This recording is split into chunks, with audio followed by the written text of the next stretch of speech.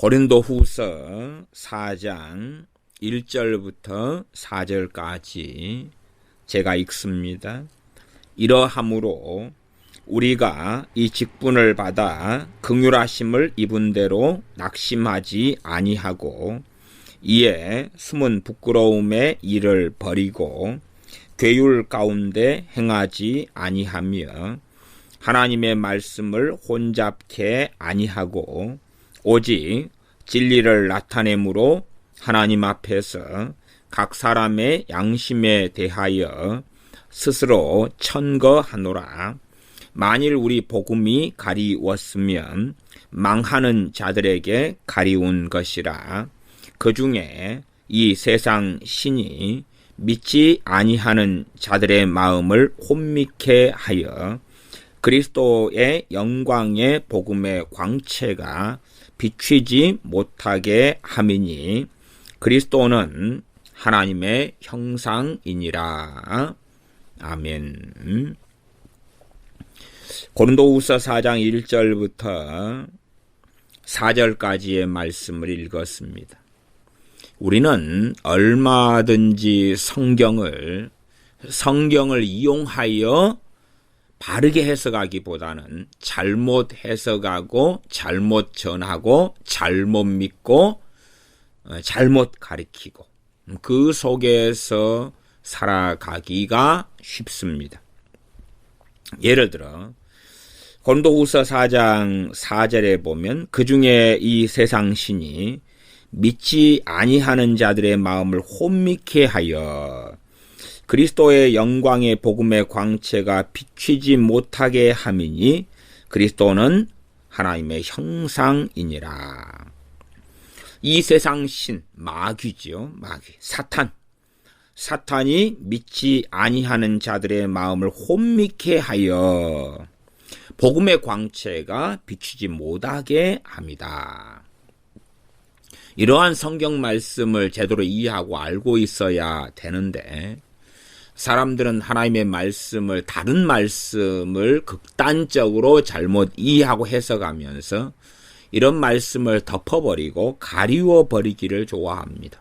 왜냐하면 마귀를 간단하고 쉽게 생각하여 마귀는 믿지 아니하는 내 가족, 내 부모, 형제, 내 자녀의 마음을 혼미케 못할지어다, 물러갈지어다 그래버리면 간단하게 해석된다고 주장합니다. 또한 마귀는 전혀 힘을 못 써 하나님은 전능하시니까 그렇게도 극단적으로 주장하고 이야기합니다. 제가 고린도후서 4장 1절부터 4절을 읽은 것은 4장 2절 말씀 때문에 이 본문을 선택하여 읽었습니다. 4장 2절에 보면 이에 숨은 부끄러움의 일을 버리고 괴율 가운데 행하지 아니하며 하나님의 말씀을 혼잡케 아니하고 이 하나님의 종인 사도 바울 또한 디모데 등은 하나님의 말씀을 혼잡케 아니했다고 말씀합니다. 하나님의 말씀을 뒤죽박죽으로 섞어버리는 거죠. 혼잡하다. 비유적으로 이야기한다면 손을 다리의 자리에 붙여버리고 다리를 손의 자리에 붙여버리면 이게 혼잡게 되는 거죠. 그러나 사람들은 이건 성경에 있는 거야. 하나님 말씀에 있는 거야. 그렇기 때문에 이 하나님의 말씀에 있는 것을 지속적으로 강조하고 전파하면 하나님 말씀을 깨끗하고 순전하게 전하는 거야. 그렇게 착각합니다. 제가 이런 부분의 설교나 이런 것은 많이 좋아하지는 않습니다. 물론 어떤 분들은 저 손목사는 그런 걸 좋아하는 사람이야 하지만 정말 좋아하지 않습니다. 지난번에 어느 유명한 목사님의 이상한 성경 해석 그것을 1시간을 했는데 그래도 제가 이 부분을 이야기한다고 한 것이 있기 때문에 2번째까지 정도는 이야기를 해야 될 것 같습니다. 어느 유명한 목사님의 이상한 성경 해석. 제가 어느 유명한 목사님의 한 열흘 전 열흘 전의 설교 가운데 일부분만을 이야기하겠습니다.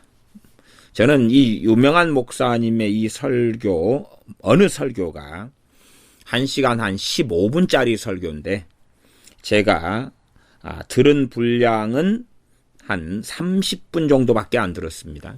이게 1시간 15분 설교에서 30분 정도 듣다가 말았습니다.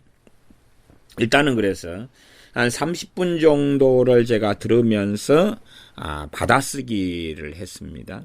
혹시 제가 오해하고 왜곡할 부분이 있는가 싶어서 2번, 3번까지 제가 확인을 하고, 그래서 제 말로 바꾸기보다는 그대로 중요한 부분은 받아쓰기를 그대로 했습니다. 그래서 그런 부분까지는 이해하시고 들으셨으면 좋겠습니다. 어느 유명한 목사님, 그리고 이 설교는 어쨌든 조회수가 많이 나옵니다. 보통 이분의 설교 중에서는 좀 적게 나오는 편인데 만 몇천 조회 수가 유튜브 상에서 나옵니다. 또한 이분의 설교를 많은 사람들이 또 전파를 하기 때문에 동일한 설교가 다른 유튜브의 전파자들을 통해서 전파되는 것까지 한다면 훨씬 더 많습니다. 이 설교 말이죠. 동일한 설교. 이 유명한 목사님이 유튜브에서 보통 평균 설교 조회수가 제가 볼 때 한 2만 5천 정도, 그래서 적게 들을 때가 만 몇천에서 한 5만 6만까지 일상적으로 나오는데 평균이 한 2만 5천 이쪽 저쪽 조회수가 되는 것 같습니다. 그러면은 이분 설교에서 항상 반복적으로 이야기하는 것은 뭐냐 그러면 회개입니다. 회개. 그 다음에 주님 앞에서 순종하며 올바로 살자. 변화된 삶을 살자. 그리스도인으로서 빛과 소금이 되자. 회개가 죄를 책망하고 회개하고 또한 바르게 살자. 그것이 항상 반복적으로 나오는 중요한 메시지입니다. 그렇기 때문에 죄를 회개하자고 이야기하고 바르게 살자고 이야기한다. 그러면 그것까지는 우리가 다 동의한다 그 말이죠. 회개하자. 죄를 책망하고 하면 아멘. 때로 아프지만 아멘. 그런데 이제 회개하자, 바르게 살자, 또 기도하자도 많이 하고, 또 사탄에 대한 또 사탄의 전략 이런 것도 많이 설교하고. 그러면 제가 한 30분 약간 넘어서까지 설교를 들으면서 그 중에서 몇 부분만 제가 살펴보려고 합니다. 그러면은 첫째, 제가 이 설교 어느 유명한 분, 이 설교 교인 수가 그래도 1000명이 넘는 교회 담임 목회자인 통합측 어느 유명한 목사님의 설교. 회개를 자주 이야기하고 거룩을 자주 이야기하고 이런 유명한 목사님의 설교에서 몇 부분을 이야기해 가면서 이제 일반적인 교회 목회자들이 가지고 있는 그러한 국가의 위기에 대하여 보는 어떤 견해 등까지도 이분의 설교에 다 언급이 되어 있기 때문에 살펴봐 보겠습니다. 정확성을 기하기 위해서 이분의 어떤 설교, 오늘이 22일이니까 한 13일 전의 설교네요. 정확하게. 네, 그 설교의 1분 28초부터는 어떤 내용을 이야기하냐 그러면 옛날에는 선조들이 어디를 쫓아가서 신앙생활 잘한 것이 아니다. 그냥 자기의 평생 수십 년 동안에 어느 한 교회에서 그냥 있으면서 어떤 때는 목사님이 성경 해석을 틀리게 해도 그 속에서도 너끈하게 환상 보고 입신하고 방언하고 평생 십자가 지고 주님 나라를 갔다. 이게 어디 가서 어느 설교 듣고 어디 집회 참석하고 어디 돌아다니고 그렇게 우리의 믿음의 선배들은 그렇게 안 살았다. 그냥 목사님이 성경에서 이렇게 잘못하고 저렇게 잘못해도 그 교회에서 충성되게 수십 년 동안 신앙생활 하다가 천국에 가셨는데 그래도 환상도 보고 입신도 하고 방언도 하고 평생 십자가 지고 주님 따라가면서 신실하게 인생을 마쳤다. 그렇게 이제 1분 28초부터는 이야기했습니다. 그래서 어디 꼼짝하지 말고 이 지교회, 교회에서 이제 듣는 교인들에게 1000명이 넘는 교인들에게 여기서 죽치고 앉아서 그대로 때론 내가 부족함이 있어도 신실하게 여기서 신앙생활만 잘하면 되고 어디 유튜브 설교나 어디 뭐 이것저것 신앙서적 보거나 그런 거 안 해도 된다. 그런 이야기가 돼버리고 맙니다. 근데 옛날에 선조들이 어디를 쫓아가서 신앙생활 잘한 것이 아니다. 이건 역사적으로 거짓말입니다. 역사적으로 거짓말입니다. 과거의 평양대붕 1907년 평양대붕 자료들을 보면 평양에서 말씀 사경에 참석하려고 전국에서 식량을 짊어지고 쌀을 짊어지고 또한 어린아이를 들쳐입고 보따리 음식 자기 먹을 음식을 챙겨가지고 여러 날을 걸어왔어. 노숙에 가면서 말씀을 사경에 열흘 때로 한 달도 머물러서 회개하고 통곡하고 은혜 받고 주님 만나고 변화되면서 다시 자신의 마을에 돌아가서 그리스도의 빛과 소금의 일들을 감당했다는 사실입니다. 마찬가지로 최소한 주의 종들이 되기 위하여서 어디를 가야 됐죠. 최소한 평양신학교를 가야 됐죠. 그냥 자기가 머물러 있는 교회에서 기도만 잘하고 예배만 잘 드리고 아멘 끝난 게 아니라 평양신학교에 가서 말씀을 다시 배우고 그러면서 주님을 알아가고 그리고 전국 방방곡곡에 파송되어졌죠.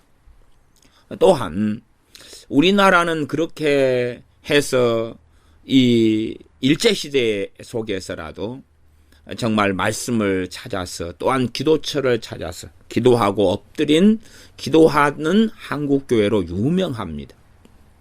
특별하게 이 한국교회의 부흥의 중심에는 과거로 한다면 크게 두 가지 정도가 부흥의 핵심 요소에 속한다 말할 수 있는데 하나는 부흥사입니다. 하나는 부흥사. 하나는 말씀을 증거하는 말하자면 D.L. 무디 같은 그러한 부흥사. 과거로 하면 불의 사자 최권능 목사, 김익두 목사님, 최권능 목사님 이런 사람들 같은 또 손양은 목사님 같은 분도 부흥사로서 열심히 사역했고 활동했습니다. 그래서 자주 부흥회를 인도하고 다니면서 복음을 전파했던 그런 자료들을 저는 가까이에서 접합니다. 손양은 목사님의 자료들을 제가 책이나 사진집이나 이런 것을 그래도 꽤 가지고 있고 또 손양은 목사님의 그 유복자 아들 목사님을 만나고 또 아들 목사님이 지금 제가 있는 여수 손양은 그 기념관에서 안내 해설을 하기도 하십니다. 또 그 위에 그 손양은 목사님의 딸인 권사님도 있고 어쨌든 손양은 목사님의 일대기나 삶에 대해서는 그래도 꽤 자세히 아는 편에 속합니다. 그러니 그분의 부흥사로서 말씀 사경회를 이끌면서 회개하고 주님을 만나고 하는 것 등을 압니다. 그렇기 때문에 최소한 교회를 그 자리에 머물러 있었더라도 담임 목사님의 설교만 듣고 달라지고 변화되고 그런 삶을 산 것은 아닙니다. 지금 한국 교회는 굉장히 이제는 이 부흥사나 부흥회에 대하여서 그냥 식상해지고 별 볼 일 없어지는 시대 속에 들어갔습니다만은 그러나 과거에는 항상 교회에서의 부흥회가 상당히 중요했고 또한 그 전에는 한 80년대 정도까지만 해도 여전도회든 남전도회든 기도원에 찾아가서 집회에 참여하고 함께 거기에서 회개하고 울고 주님 만나고 그런 것이 굉장히 중요했습니다. 그러므로 일제시대에나 또한 해방된 이후의 한국교회에 이 부흥사의 위치는 상당히 중요한 위치를 차지했습니다. 물론 지금의 많은 부흥사들은 과거의 부흥사들의 가진 성령의 기름 부음을 상실하고 잃어버린 채 오히려 잘못된 성경 해석에 이제는 원천이 되고야 만 경우가 대다수입니다마는, 그러나 과거의 많은 부흥사들 가운데는 신실한 주님의 종들이 많았습니다. 일제시대나 해방된 다음에나 못해도 최소한 제가 볼 때는 1970년대 이럴 때까지는 꽤 주님 앞에 신실한 부흥사들이 많았고, 그들을 통하여 회개가 일어났고 성령 충만을 받았고, 또한 말씀 앞에 바로 서는 일들이 많았습니다. 그래서 부흥사, 한국의 특별한 그러한 하나님의 역사의 중심에는 부흥사가 있습니다. 두 번째는 기도원입니다. 기도원. 오살리 기도원 같이 그런 기도원들입니다. 아마 제가 사는 이곳에서도 기도원이 없었다면 정말 많은 사람들이 성령 충만을 받거나 주님을 만나거나 회개가 일어나거나 그러지 않았을 것입니다. 저 개인적으로는 우리 지역에서나 또한 전국에 있는 여러 기도원들을 1980년부터는 다녔습니다.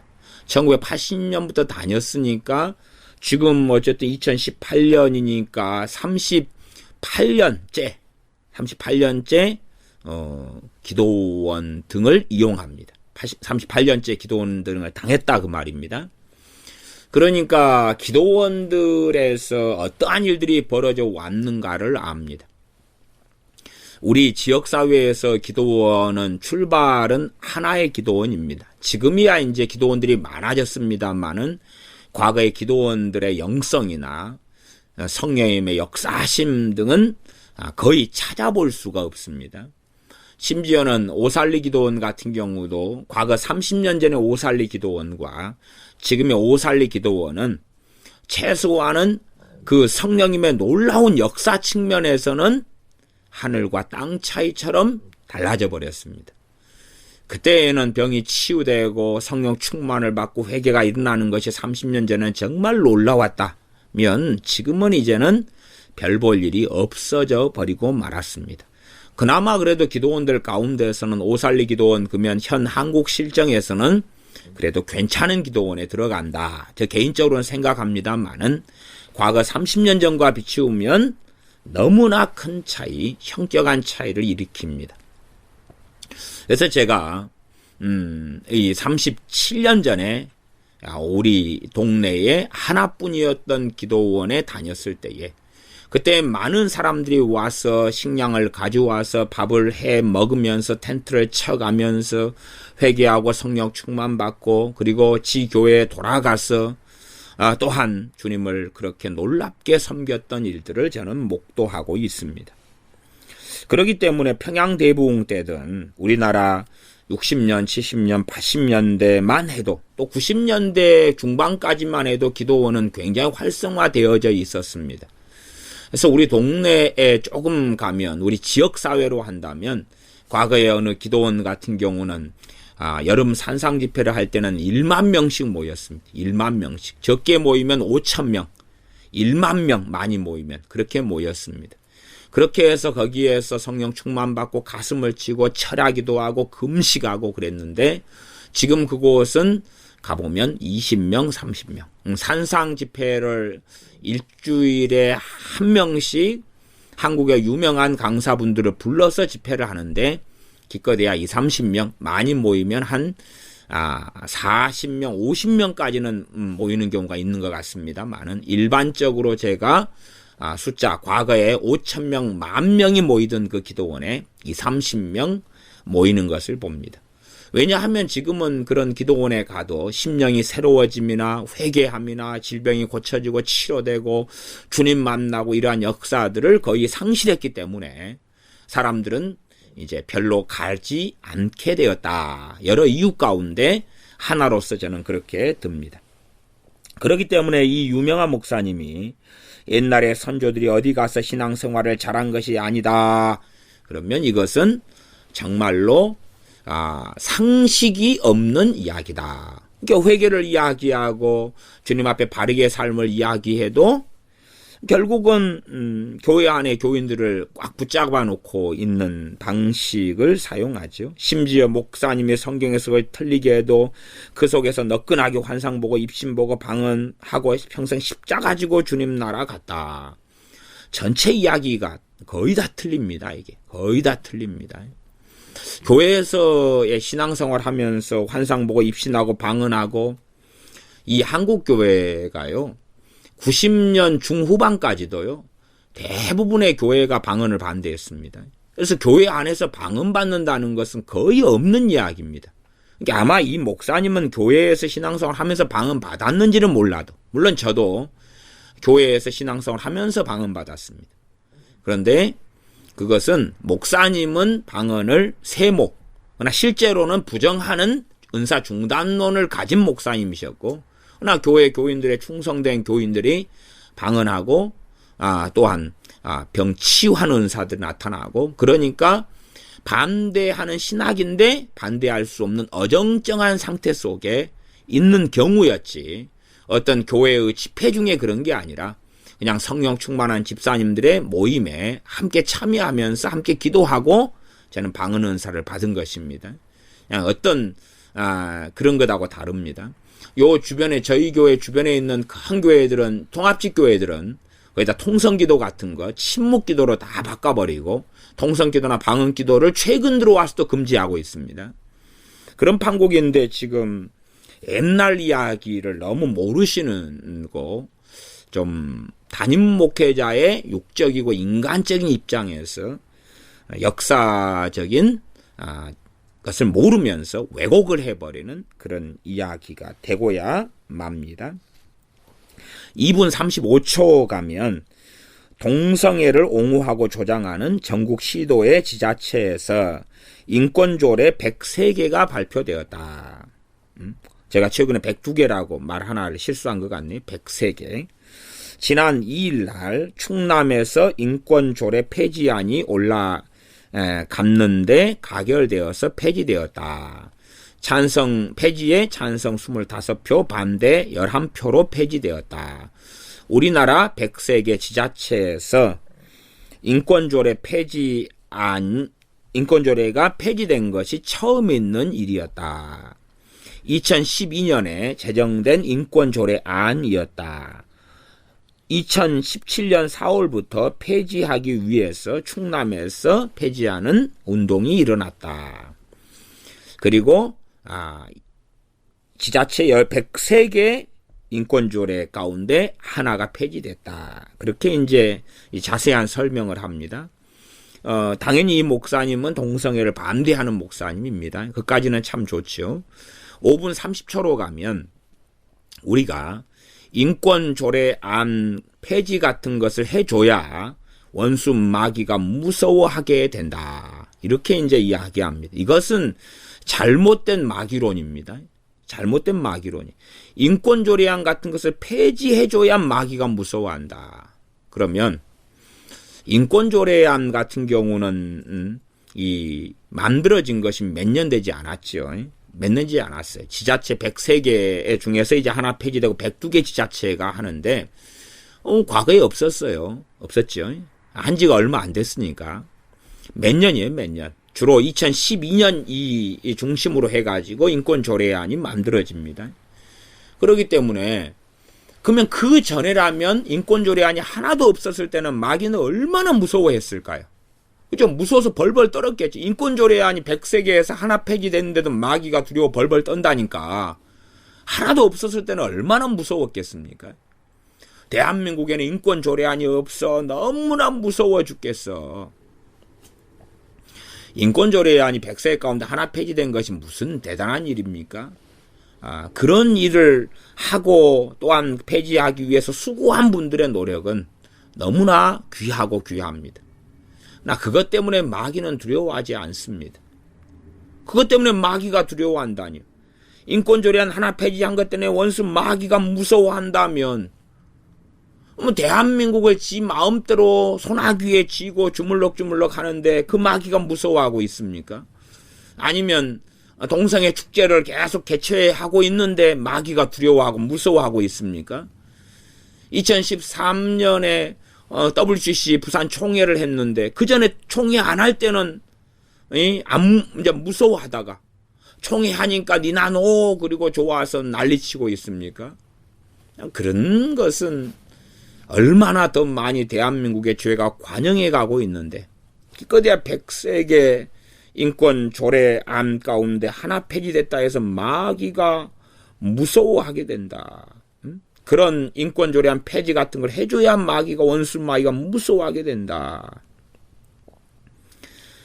과연 근데 이 교회에는 이 1000명이 넘는 이 목사님 교회 또 혹시 그런 걸 줘야 된다 그러는데 영향력 있는 유명한 목사님은 이 자신이 있는 곳에 인권조례안 폐지를 위해서 혹시 싸우나요? 저는 그것은 들어본 적이 없는 금시초문의 이야기입니다. 어쨌든 5분 40초로 가면 평창올림픽 이야기를 합니다. 평창올림픽을 하는데 이를 선교의 기회로 삼는 그러한 폭넓은 신앙생활을 해야 합니다. 오늘 평창올림픽 개막식을 하는데 이 올림픽이 이념으로 흐르지 않고 평화롭게 잘 맞춰지도록 그렇게 이제 기도하고 섬겨야 한다. 이게 말하자면은 평창올림픽이 평화롭게 잘 되도록 기도하는 것이죠.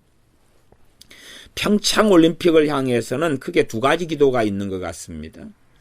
이 평창올림픽에서 북한과 함께 평화하기 위하여 평창올림픽을 북한 평양을 홍보하고 북한 김정은 정권을 홍보하고 하나 되는 계기로 삼고자 하는 현 정권의 행동이 있기 때문에 이 평창올림픽에 대하여서 거세게 반대하는 또한 평창올림픽이 심지어 망하기를 원하는 기독교인들이 있고 그 다음에 이 목사님 같이 평창올림픽을 더 폭넓은 선교의 기회로 삼도록 평창올림픽이 평화롭게 잘 맞춰지도록 그렇게 바라고 원하고 기도하는 그러한 부류가 있을 겁니다. 물론 내용은 좋습니다. 이 올림픽이 이념으로 흐르지 않고 평화롭게 잘 맞춰지도록 그 다음에 우리는 뭐 하는 겁니까? 기도하고 그렇게 하겠다. 기도로 하면 모든 책임을 면제하겠다. 그 정도가 되지 않을까 싶습니다. 그러면 평창올림픽이 잘 되도록 기도하는 이념으로 흐르지 않고 평화롭게 잘 맞춰지도록 기도하고 평창올림픽을 통하여서 선교의 기회로 삼도록 기도하고 그러한 부류의 크리스천이 있고 평창올림픽이 더 이상 이념으로 인해서 북한 정권의 신년 노릇을 하고 북한을 김정은 정권을 옹호하고 전 세계가 경제 제재로 들어갔는데 그것을 더 이상 안 하고 또한 평화회담을 하는 계기로 삼고자 하는 이 평창올림픽이 성공해서는 안 되기 때문에 평창올림픽이 성공하지 않기를 바라는 기독교인들은 서로 다른 기도를 할 것입니다. 그러면 양자간의 입장에서는 서로 자기들의 기도가 옳다고 하겠죠. 그럼 과연 하나님께서 누구 손을 들어줄 것 같느냐 그 말이죠. 사실은 이 사탄의 전략도 기도를 망가뜨리는 것입니다. 기도를. 도대체 어느 기도가 옳으냐 그것이죠. 자기의 소견에 옳은 대로 기도하는 것입니다. 물론 제게 물으신다면 저는 평창을 위해서는 망하도록 기도하지도 않고 그 다음에 잘 되도록 기도하지도 않습니다. 제 마음의 원은 평창올림픽이 망하는 것입니다만은 망하도록 기도하지는 않습니다. 평창올림픽을 위해서는 저는 한 번도 기도한 적이 없습니다. 망하도록은 사실은 제 개인적인 바람입니다. 기도는 안 합니다. 평창올림픽이 잘 되도록 기도한 적도 한 번도 없습니다. 저는 그냥 지켜보고 평창올림픽에 대해서는 기도 자체를 꺼내지도 않고 제가 목회하는 교회 식구들에게 평창올림픽을 위해서 기도해야 된다는 이야기도 안 하고 심지어 망하도록이나 아니면 잘 되도록이나 꺼낸 적은 없습니다. 그런데 대부분의 평창올림픽에 대한 기독교인의 기도라면 또 평창올림픽에 대한 기도를 많은 기독교인들이 하고 있는 것으로 알고 교회들이 아마 금요일 철야기도 같은 데는 하는 것으로 압니다. 그러면 당연히 한 95%에서 99%까지는 평창올림픽이 잘 치러지도록 기도할 것이고 그 다음에 소수 1%에서 한 5%까지는 평창올림픽이 망하도록 기도할 것입니다. 이렇게 이 자신들이 생각하는 것처럼 이루어지기를 원하고 바라는데 사실은 이 육신에 속한 기도들로 인해서 자신들의 기도가 무너지고 망해져 버렸다는 것을 대다수의 사람들이 인식하지 않습니다. 그 다음에는 좀 우리가 생각해 볼 만한 이 유명한 목사님의 설교의 내용이 나옵니다. 한 6분 정도부터인데, 우리나라에는 무서운 저력이 있다. 한다면 하는 것이다. 남북 간의 전쟁이 절대 있어서는 안 된다. 김정은이 제거해 버리지 그러면 안 된다. 뒷감당은 누가 할 것인가? 이런 것이 정말 무서운 이야기입니다. 남북 간의 전쟁이 절대 있어서는 안 되는 것이다. 절대란 말은 틀린 것입니다. 남북 간의 전쟁이 있어서는 안 됩니다. 그까지는 동의하죠. 절대란 단어를 이 목사님처럼 넣어버리면 안 됩니다. 그러면 미국이 남북 전쟁을 했죠. 노예 때문에요. 노예 때문에. 그러면 과연 남북 전쟁이 없이 그 노예 제도의 폐지가 가능했겠습니까? 아니면 미국 입장에서 영국으로부터 독립전쟁을 했습니다. 독립전쟁을 했어요. 그러면 전쟁은 절대 있어서는 안 된다. 그러면 그건 다윗에게 가서 이야기해야 됩니다. 사사들에게 가서 이야기해야 됩니다. 그러지요? 주님께 가서 이야기해야 됩니다. 이스라엘 백성을 광야에서 인도해서 적과 꿀이는 가나안 땅으로 인도했습니다. 그리고 한 전쟁이 여리고 전쟁 아닙니까? 여리고. 또 아이성 전쟁도 있고. 계속하여 전쟁을 수행해가지고 가나안 땅을 정복하게 됩니다. 그래서 구약 성경의 하나님의 역사에는 전쟁이 그 중심에 가 있습니다. 다윗도 때마다 전쟁철에 전쟁하러 나갔던데 어느 때에 전쟁하러 안 나가고 부하들에게 맡겨놓은 상태에서 바세바 간음과 우리아 살인이 일어나게 되어지죠. 사사기에서 전쟁이 없는 평화가 어디 있었느냐 그 말이지. 대부분은 다 전쟁을 통하여 그렇게 했습니다. 그런데 이 잘못된 평화의 가치관에 들어가면 이 유명한 목사님처럼 남북 간의 전쟁이 절대 있어서는 안 되는 것이다. 김정은이 제거해 버리지 그러면 안 된다. 뒷감당은 누가 할 것인가? 누가 할 것인가? 김정은이는 제거되어져야 합니다. 그것은 정확한 당위성입니다. 김정은이는 제거돼야 합니다. 악인들이 멈춰야지만이 의인들과 선인들이 많이 나오게 되고 악인들이 사라져 가야지만이 나라는 또한 사회는 더 평안해지게 됩니다.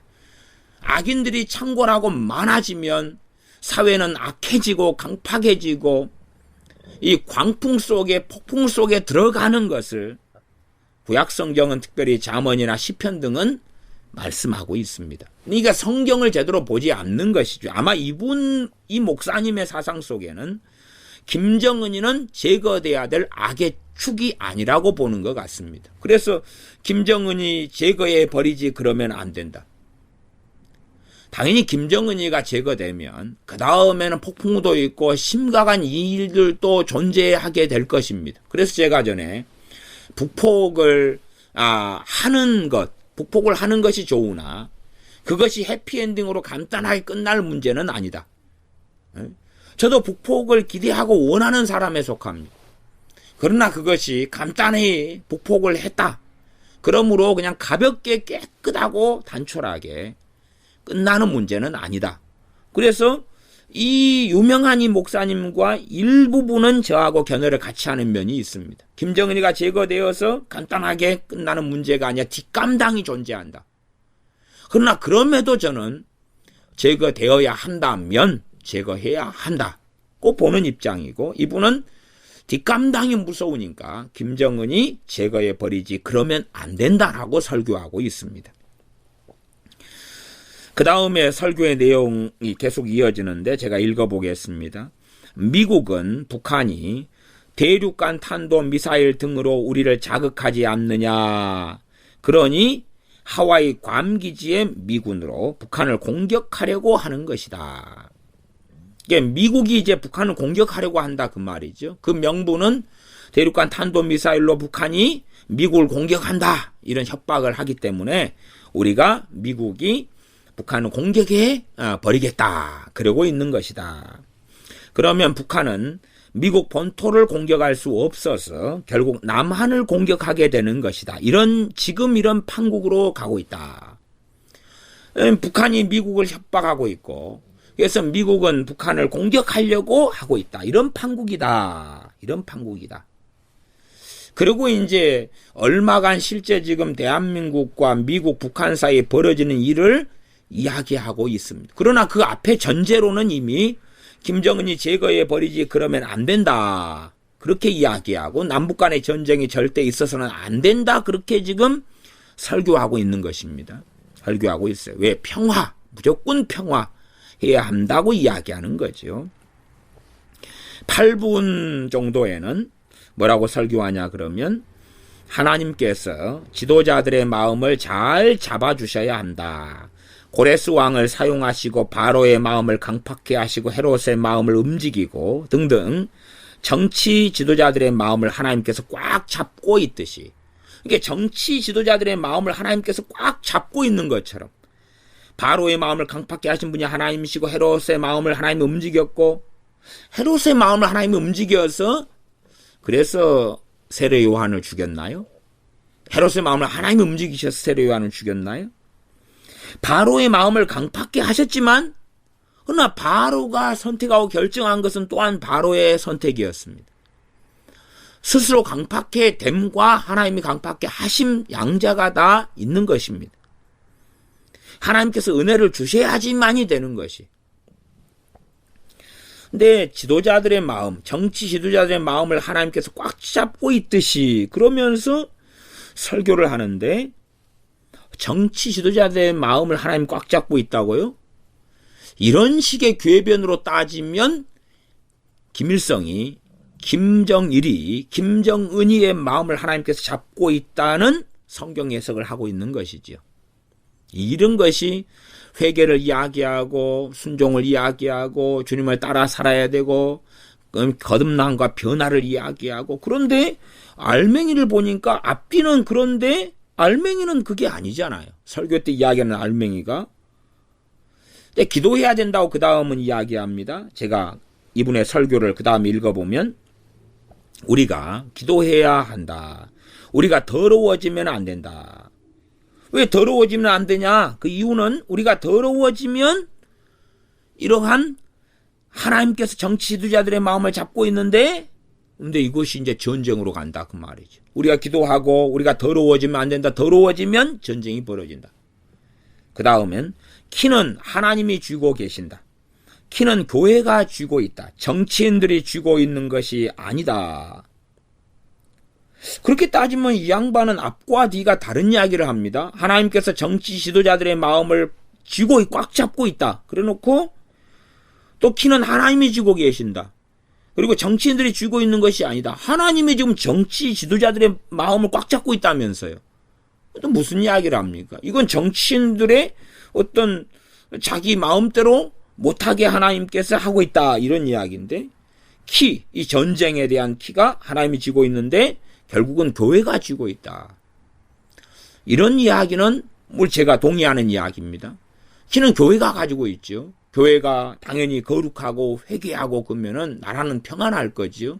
5천만 명이 넘는 가운데 1,000만 명이 거룩하고 깨끗하고 말씀대로 살아가면 무슨 일이 있겠습니까? 대한민국이 아름답고 의롭게 변화돼 가겠죠. 1,000만 명의 영향력이 있는데 그러나 과연 지금 현재의 교회의 상태가 그렇게 깨끗하고 거룩한가 하는 것을 다시 살펴야 되지요. 평안의 때를 기준으로 한다면은 우리가 더러워지면 안 된다. 그런데 이미 더러워졌다면 어떻게 할 거예요? 다시 이 설교의 9분 20초를 보면 그렇게 설교합니다. 평창 올림픽이 열리면서 콘돔을 11만 개를 배포하였다고 한다. 그래서 합법적으로 죄를 지으라는 것이다. 전에 브라질 올림픽 때에도 이렇게 콘돔을 배포했다. 그러면서 이제 음란함, 타락, 죄 이런 것을 이야기합니다. 이렇게 사람들이 잘 모르는 이야기를 할 때는 와, 그렇게 이 현 정부가 하고 있고 잘못된 방향을 하고 있다. 그러면 앞에서 이분이 했던 이야기는 정치 지도자들의 마음을 하나님이 꽉 잡고 있다 그랬잖아요. 하나님이 꽉 잡고 있어가지고 콘돔을 11만 개를 배포하나요? 이건 현 정권에서 지금 결정 내려가지고 시행되는 방식입니다. 하나님이 꽉 잡고 있으니까. 아니면 거꾸로 이 키를 교회가 잡고 있다 그랬는데 정치인이 잡고 있는 게 아니다 그랬는데 교회가 키를 잡고 있어가지고 콘돔 11만 개가 평창올림픽에 배포됐다면 그건 또 무슨 상황입니까? 그러니까 앞뒤로 하는 이야기가 최소한 논리적으로도 좀 맞아야 되고 문맥적으로도 좀 맞아야 됩니다. 26분 50초로 가면 우리가 거룩해야 세상 사람들이 매력을 느끼고 주님께 돌아오는 것이다. 우리가 거룩해야까지는 거룩을 이 목사님은 많이 설교합니다. 우리가 거룩해야 회개, 거룩. 근데 이제 설명을 들어보면 되지 않는가 그 말이죠. 26분 50초에 우리가 거룩해야 세상 사람들이 매력을 느끼고 주님께 돌아오는 것이다. 그러면 주님이 거룩하지 않으셨기 때문에 십자가에 못 박혀 죽으셨나요? 스데반 집사님이 거룩하지 않아서 돌로 쳐 죽였나요? 선지자들이 거룩하지 않았기 때문에 이 유대인들이 이스라엘 사람 백성들이 하나님의 백성이라고 하는 그들이 매력을 안 느끼고 주님께 안 돌아왔나요? 이 무슨 괴이한 이야기입니까? 이게 잘못된 이 성경 해석을 하면 그건 미혹의 앞잡이가 되는 것이고 적그리스도가 되는 것입니다. 잘못된 성경 해석이란 하나님의 말씀을 무너뜨리고 말씀의 진리를 혼잡케 하는 것이죠. 그렇기 때문에 제가 고린도후서 4장 2절 하나님의 말씀을 혼잡케 아니하고 그러면서 제가 본문에 읽은 것입니다.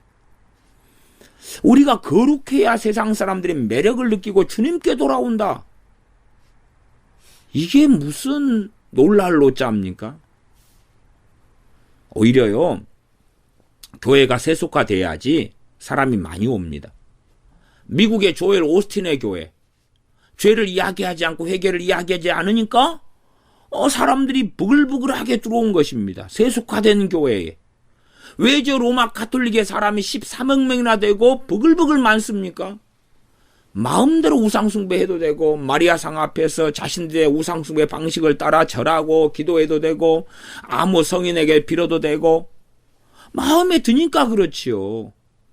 그러지 로마 가톨릭이 거룩하니까 13억 명이 모여있다는 이야기입니까? 또한 가톨릭의 많은 국가들이 있지 않습니까? 80%, 85%, 95% 가톨릭 국가들이 얼마나 많습니까? 가톨릭이 거룩해서 매력을 느끼고 주님께 돌아온 것입니까? 아주 이건 이 괴이한 궤변입니다. 괴이한 궤변. 사도 바울과 실라가 거룩하지 않아서 그들을 채찍으로 때리고 착고에 매가지고 감옥 속에 집어넣었습니까? 아니면 그들이 거룩하지 않아서 어서 당신들 매를 때린 다음에 떠나라고 관원들이 이야기합니까? 아니면 쫓아냅니까? 사도 바울이 복음을 전한 돌로 쳐버립니까? 하고 죽은 줄 알고 그 시체를 성 밖에 내다 버려버립니까? 도대체 무슨 일입니까? 우리가 거룩해야 세상 사람들이 매력을 느끼고 주님께 돌아오는 것이다. 가인과 아벨에서 아벨이 거룩하지 않아서 형 가인이 시기하고 질투하고 쳐 죽여버렸습니까? 아니 도대체 무엇하고 성경이 맞습니까? 그러나 거룩을 이야기하면 맞는 이야기입니까? 우리가 거룩해야 세상 사람들이 매력을 느끼고 주님께 돌아옵니다. 아니 그럴듯한 이야기죠. 그럴듯한 이야기인데 하나님 말씀 66권하고는 어디를 들여다대도 맞는 이야기가 아닌 거예요. 맞는 이야기가 아니에요. 오히려 이렇게 이 초대교회가 예루살렘 교회가 타락의 주 원인도 있습니다. 3차 전쟁 마치고 사도 바울이 오려할 때에 이미 오면은 가만두지 않겠다고 이빨을 갈고 있는 교인이 수만 명이라고 사도행전이 기록됩니다. 그러면 예루살렘 교회는 율법과 복음을 짬뽕해버린 교회가 되고야 말았습니다. 그렇기 때문에 교인들이 증가했거든요. 혼합주의 속에 들어가니까 교인이 증가했습니다. 그러지 교회가 정결하고 뭐 깨끗함을 유지하면 어떨 때는 부분적인 부흥은 있을 줄 모르나 그러나 계속된 부흥은 아닙니다. 핍박을 동반할 수밖에 없는 거지요. 어쨌든 29분 40초 이분의 설교 29분 40초 정도에 보면 이제 이 정도만 하는데 이게 꽤 중요한 이야기입니다. 29분 40초에 사탄은 죄를 무기로 우리를 어떻게 공격하는가 그러면 첫째, 둘째 뭐 이렇게 쭉 설교하시는데 첫째만 제가 읽어가고 이야기하겠습니다. 첫째, 교회와 가정, 세상의 리더십들을 무너뜨려 버린다. 죄를 무기로 해가지고 교회를 무너뜨리고 가정을 무너뜨리고 세상의 리더십들을 무너뜨려 버린다. 그래서 우리가 죄를 안 짓고 잘 살면 세상의 리더십들을 하나님이 지켜주신다. 김정희도 지켜주시고 문재인도 지켜주시고 그 다음의 내용입니다. 얼마 전에 이것은 김정은이 문재인도 지켜주신다는 것은 제가 이야기한 제의 사견입니다. 저는 그렇게 괄호 속에 있는 것을 저는 읽는다. 그런 이야기고 이분의 설교에는 정확하게 그런 이야기는 없습니다. 교회와 가정, 세상의 리더십들을 무너뜨려 버립니다. 그러면서 계속 이어 설교합니다. 이분은 남북 간의 전쟁이 나면 타겟이 조정되어 있다. 타겟 조정되어 있어가지고 청와대로 미사일이 날아오게 될 것입니다. 이렇게 제가 설교를 받아 적은 내용입니다. 남북 간의 전쟁이 나면 타겟이 조정되어 있어가지고 청와대로 미사일이 날아오게 될 것입니다. 그리고 김정은 집무실로 우리나라도 미사일을 날릴 것입니다. 그래서 청와대에 날아가면 청와대에 있는 문 씨가 죽는 거고 김정은 집무실로 날아가면 김정은이가 죽죠. 그러면서 이어지는 것은 가정의 가장인 아비가 무너지면 방법이 없다. 성도의 일탈은 수습할 수 있는데 목사가 무너지면 수습할 수 없다. 결국은 김정일이나 김정은이나 혹은 청와대 문재인이나 죽으면 수습할 수 없다 그런 이야기죠. 그러니까 이런 일이 벌어지면 안 된다는 것을 29분 40초, 30분 설교 시간에 하고 있는 것입니다. 이 유명한 목사님의 설교 30분에 남북 간의 전쟁이 나서 미사일이 청와대로 날아가고 김정은으로 날아가 집무실 날아가지고 날려버리면서 이들이 죽어버리면 수습할 수가 없다.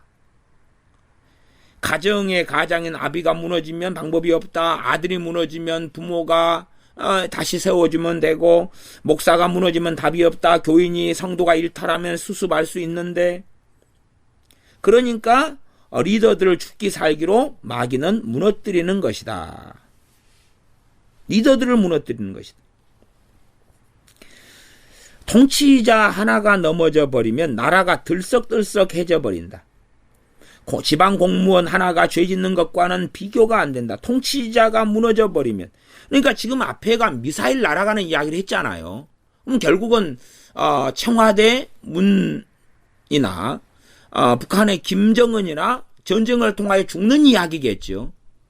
전쟁이 일어나면 미사일이 청와대로 날아오고 김정은 집무실로 날아가가지고 지도자가 무너져서 죽는다. 그리 되면 안 된다 그런 이야기죠. 왜? 사탄은 죄를 무기로 해서 우리를 어떻게 공격하는가? 첫째, 교회와 가정, 세상의 리더십들을 무너뜨려 버린다. 무너뜨리는 것으로 지금 전쟁을 이야기하고 청와대하고 김정은 집무실을 이야기하고 이들이 죽는 이야기를 하고 있거든요. 그러면 안 된다는 것이죠. 아마 앞에서도 이야기하지만 고레스를 붙잡고 있는 것처럼 정치 지도자들의 마음을 하나님이 꽉 잡고 있다. 지금 이 유명한 목사님 그렇게 이야기하고 있으니까 앞에서 그것이 계속 이어지는 바탕 베이스의 생각 속에서 한 이야기니까 이 김정은이나 또한 청와대 문 씨나 이들의 마음을 하나님이 꽉 잡고 있고 하나님이 고레스점 쓰고 있다고 혹은 바로의 마음을 강팍케 하시는 것처럼 하나님이 이들을 주도하고 계시다고 이제 이 유명한 목사님은 주장하고 있는 것으로 저는 해석될 수밖에 없습니다. 해석할 수밖에 없어요. 제 입장에서는. 그러면서 그 다음에 캄보디아 킬링필드 이야기를 꺼냅니다. 캄보디아 킬링필드는 당연히 공산화 속에서 벌어진 비극입니다. 그런데 공산화 속에 일어난 비극은 지금 이분은 이야기하지 않고 어떤 방식으로 이야기하냐 그러면 제가 이분의 설교를 읽어드리면 캄보디아 킬링필드 대학살도 그런 것입니다. 안경만 써도 죽였습니다. 책을 읽었다 해서 죽였습니다. 지식인들을 모두 죽였습니다. 캄보디아가 왜 저리 못 삽니까? 그것은 바로 허리가 드는 30대 40대를 다 죽여버려가지고 30년이 후퇴해버린 것입니다. 그래서 이 목사님의 견해에 캄보디아가 앞으로는 더 잘 살게 될 수 없다고 본다. 캄보디아의 킬링필드 대학살이 일어났다. 그것은 사탄에 사로잡힌 한 사람 때문에 한 민족의 현재가 미래가 없어져 버린 것입니다. 이렇게 리더십은 중요한 것입니다. 이처럼 마귀는 리더들을 공격합니다. 말이 좀 상당히 논리가 없이 애매합니다. 지금 앞에는 지금 이제 리더로서 지금 김정은이하고 청와대 문 씨를 지금 전제로 이야기하는 거예요. 이렇게 마귀는 리더들을 공격한다. 사탄은 이들을 공격한다. 그러면은 사단이 이들을 공격한다 그 말은 김정은이나 청와대 문이나 사탄하고 싸우는 거룩한 의의 용사기 때문에 공격하는 거겠죠. 그렇지 않으면 마귀가 그들과 함께 하든지 그렇죠. 동료든지 아니면 반대편에 있기 때문에 왜 신자들을 마귀는 공격합니까? 이건 그리스도인들은 하나님의 자녀로 있기 때문에 마귀가 원수니까 원수 마귀라고 이야기해야지. 청와대는 마귀의 원수입니까? 김정은이는 마귀의 원수입니까? 유감스럽지만 첫째는 그들은 그리스도인들이 아닙니다. 그러니 그들은 마귀와 한편이고 마귀의 자녀들이지요. 성경적으로 하는 이야기입니다. 성경은 불신자들은 마귀의 자녀로 이야기합니다. 사탄의 자녀로 이야기합니다. 물론 정확하게는 공격의 대상도 맞지만 그러나 공격 이전에 함께한 가족관계로서 성경은 이야기하는 것입니다. 그런데 이들이 마치 하나님의 거룩한 종들인 것처럼 이 지도자들 리더십들이 공격을 당하면 안 된다. 그렇게 되면 킬링필드 대학살이 일어나는 것처럼 이 캄보디아에 이런 비극이 일어날 수가 있다. 정말 애매하고 정반대 이야기를 하고 있죠. 대한민국이 공산화가 되면 캄보디아 킬링필드 대학살보다 더 무서운 일이 벌어지게 될 것입니다.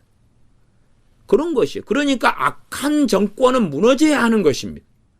악한 정권은 무너져야 되는데 지금 이 유명한 이 모 목사님은 설교를 통해서 그것도 오늘이 22일이니까 13일 전 설교로 2월 9일 날 설교입니다. 제가 지난주 설교는 모니터링을 안 했습니다. 2월 9일 날 설교로서 지금 현 정권과 김정은 정권을 옹호하고 있습니다. 우리가 죄를 안 지으면 현 정권과 김정인 정권을 하나님 유지시켜 주시고 그리고 전쟁이나 이런 것도 없게 될 것이다. 그런 이야기가 되죠. 두 번째 주제는 마귀는 죄를 무기로 지속적으로 성도들을 공격한다. 이런 내용은 맞지요. 내용은 맞아요. 그러나 이 맞는 내용을 이제 어떻게 풀어가고 어떻게 설명하느냐의 이야기입니다. 그러니까 지금 거룩을 이야기하고 정결을 이야기하고 깨끗함을 이야기하고 그 김동원 목사라고 유명한 김동원 목사가 그 사람이 청렴 결백 막 이런 걸 모토로 해가지고 이야기하지요. 교회 개혁 실천연대 이 종북의 어떤 단체가 항상 교회 개혁 말씀대로 개혁을 모토로 이야기합니다. 그러나 그 안에 알맹이를 들어보면 성경하고는 다른 이야기를 합니다. 이게 사람들은 회개 이야기하고 죄 이야기하고 거룩 이야기하고 그러면 알맹이가 어떻든지 상관없다고 보는 거예요. 제가 셀바라지가 거짓 선지자다 그래서 지금까지 욕을 먹고 있습니다. 그러면 셀바라지는 성경 성경 66권을 한국 교인들은 믿지요. 셀바라지는 66권을 믿는 사람이 아닙니다. 아니, 셀바라지 설교 들으면 셀바라지는 소위 말하면 에녹서도 언급하고 이야기하면서 거룩한 하나님 말씀으로 이야기합니다. 그러면 셀바라지 지지하는 당신들은 성경 66권 플러스 에녹서 같은 뭐 이상한 가경 외경들도 당신들 다 믿는 자들이지. 에? 그 정도 성경 관주 없냐 이 말이요. 에녹서도 믿으라 그 말이요. 아니 모세가 찾아와서 썬다싱이 찾아와서 성경을 가르쳐주고 셀바라지가 그러니까 당신도 그러라 그 말이에요. 당신도 성령님이 말씀을 가르쳐주시는 게 아니라 성령님의 스승 되셔서 모든 진리 가운데 인도하시리라 성경이 그렇게 되어 있는데 모세가 찾아오고 엘리야가 찾아오고 썬다싱이 찾아오고 또 죽은 누구 신유 사역자 누가 찾아오고 그래가지고 성경을 가르쳐준다고? 성령님이 모든 진리 가운데로 인도하시고 성령님이 내 이름으로 생각나게 하시리라. 그런데 셀바라지는 예수님이 직접 찾아와가지고 성경을 또 가르쳐줘. 요한계시록을 2시간 동안 전부 다 가르쳐주셨다. 그럼 성령님은? 성령님을 뭐라고 보내셨냐 그 말이에요. 성령님이 말씀을 가르쳐주시는 분이 아니고 예수님이 가르쳐주는 분인데 예수님이 뭐라고 성령을 보내셨어요? 내 이름으로 보낼 보혜사 성령님께서 모든 진리 가운데로 너희를 인도하시리라. 예수님이 직접 나타나가지고 셀바라지는 성경을 가르쳐주지 않냐 그 말이에요. 그렇게 성경적으로 셀바라지 설교 3편을 듣고 논증을 했는데 아니 기가 막히고 코가 막힌 인간들은 셀바라지가 거룩한 선지자님인데 당신은 왜 거짓 선지자라 그랬느냐. 성경을 가지고 보라 그 말이에요. 성경을 가지고 비교해서 설명하면 이미 셀바라지에게 미혹당했기 때문에 그런 인간들에게 도대체 무슨 이야기를 더 하겠느냐 그 말이에요. 그런 것처럼 셀바라지는 전쟁 이야기도 하고 기도 이야기하고 회개 이야기하고 그 컨셉을 가지니까 회개 이야기, 거룩 이야기, 기도 이야기 뭐 등등 하면 대한민국의 위기 이야기하고 뭐 그 알맹이를 가지고 연결자를 뭘 쓰고 내용이 뭔가를 살펴봐야지 겉된 이야기가 옳고 바르다 해서 옳은 게 아니란 말이에요. 이게 이 유명한 모 목사님이 겉으로는 동성애 반대 이야기하고 거룩함 이야기하고 회개 이야기하고 기도 이야기하고 사탄의 전략 이야기하고 막역사 이야기하고 하는데 알맹이가 뭐냐 그 말이에요. 이 1시간 15분 설교에서 제가 30분 좀 31분 2분까지 제가 그까지만 듣고 지금 적어서 일부분만 제가 이야기하는 것입니다. 그러니까 겉으로 보기에 옳고 바르다 해서 성경의 해석이 내용이 옳고 바른 게 아니에요. 알맹이를 확인해야지요. 하나님의 말씀을 이렇게 왜곡시켜버리니까 이런 분들은 아마 현 정권을 위해서 열심히 하나님의 사도로 하나님의 사자로 현 정권을 알고 기도하고 있을 것입니다. 그 다음에 북한의 김정은 정권을 위해서도 이분의 설교를 듣는 사람들은 기도할 것입니다. 왜요? 남북 간에 전쟁 나서 미사일이 김정은 집무실로 날아가서도 안 되고 청와대로서 날아가서도 안 되거든요. 그러니까 왜 이 지도자가 무너져 버리면은 나라가 들썩들썩해져 버린다? 그러면 안 되니까. 아비가 무너지면 방법이 없다. 지도자가 무너지면 방법이 없다 그 말이죠. 청와대가 무너지면 방법이 없고 김정은이 무너지면 방법이 없다. 정말 방법이 없었나요? 그러면 청와대가 무너지고 김정은이 무너지면 하나님은 맥도 못 쓰시겠네요. 그렇잖아요. 뭐 하나님의 능력 이야기해놓고 갑자기 또 그 일이 가면 청와대 무너지고 또 김정은이 무너지면 하나님은 아무 능력이 없고 우왕좌왕하는 하나님이 돼버리고 마네요. 말이 틀리잖아요. 앞뒤로. 최소한의 논리와 최소한의 상식을 가지고 이야기해야지 왜 앞뒤가 자꾸 틀리고 이상한 횡설수설을 하냐 그 말이죠. 이렇게 잘못된 성경 해석을 해서는 안 됩니다.